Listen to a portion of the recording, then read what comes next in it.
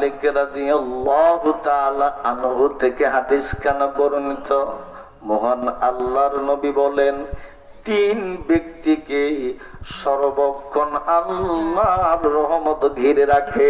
জোরে বলেন সুবহানাল্লাহ। কত ব্যক্তিকে? আওয়াজ করে বলেন, কত ব্যক্তিকে? তিন ব্যক্তিকে আল্লাহর রহমত সর্বক্ষণ ঘিরিয়া রাখে। বন্ধুগণ আমার, সম্মানিত সুধী, আল্লাহর রহমত যদি সর্বক্ষণ আমাকে আপনাকে ঘিরিয়া রাখে, বলুন তো আমার আপনার জীবনে কোনো বিপদ থাকবে নাকি? কোনো মুসিবত থাকবে? বন্ধুগণ আমার, লাভ আছে না নাই? বন্ধুগণ আমার, তিন ব্যক্তির ভিতরে প্রথম তিনি হলেন মা ফিহা ইল্লা যিকরুল্লাহ। জোরে বলেন সুবহানাল্লাহ।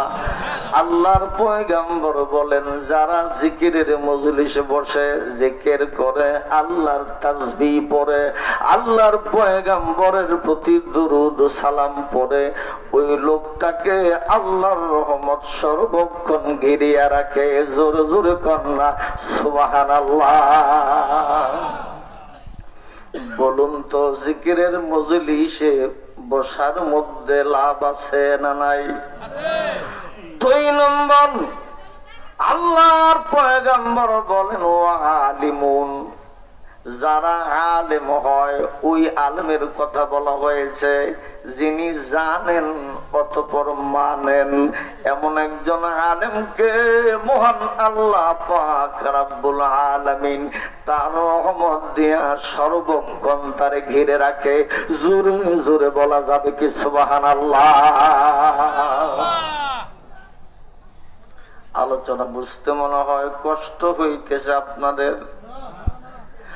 বন্ধুগণ আমার, তিন নম্বর, আল্লাহর পয়গম্বর বলেন, আও মুতাআল্লিমান, মারহাবা বলবেন না? ইলমের দ্বীন শিখার জন্য যারা ঘর থেকে বের হয়ে আসছে, যারা ইলমে দ্বীন হাসিল করতেছে, যারা কোরআনের বাণী শিখতেছে, নবী পাকের হাদিসের বাণী যারা শিখতেছে, ওই সকল তালেবে ইলমদেরকে আল্লাহর পয়গম্বর বলেন, আল্লাহর রহমত তাদেরকে সর্বক্ষণ ঘিরিয়া রাখে। জোর কন্যা সুবহানাল্লাহ, আর জোর কন্যা সুবহানাল্লাহ। বন্ধুগণ আমার, তাহলে আজকে যারা আমরা উরুস মাহফিলের এই আয়োজনে আমরা যারা বসেছি, এই জিকিরের মাজলিসে যারা বসেছি, আমাদের লাভ হইছে না লস হইছে? আরো জলে বলেন, লাভ কম না বেশি? একসাথে বলেন, কম না বেশি? বেশি যদি হয়, আওয়াজটাও বেশি হওয়ার দরকার আছে না নাই? বন্ধুগণ আমার, আজকের যে আয়োজন, এটা 1 বছর নয়, 2 বছর নয়, 36 বছর পার হয়ে যাচ্ছে। এই আয়োজন আপনারা করে থাকেন সোনার ভাইয়ের আমার। যার স্মরণে এই আয়োজন করেছেন আপনারা, তিনি সাধারণ কোন লোক নয়, ওলিয়ে কামেল একজন হক্কানে আলেম ছিলেন।